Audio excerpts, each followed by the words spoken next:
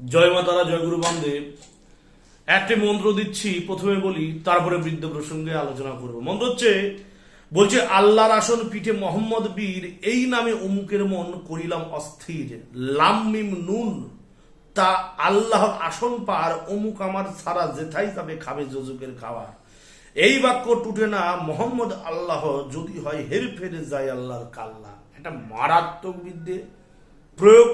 যে কোনো খাদ্যদ্রব্যের উপর বিদ্যুটি প্রয়োগ করতে পারবেন। তার আগে মন্ত্রটা সিদ্ধি করতে হবে। শ্মশানে যে একটি ধূপ মোমবাতি জ্বালিয়ে মন্ত্র 108 বার পাঠ করলে সিদ্ধি হয়ে যাবে।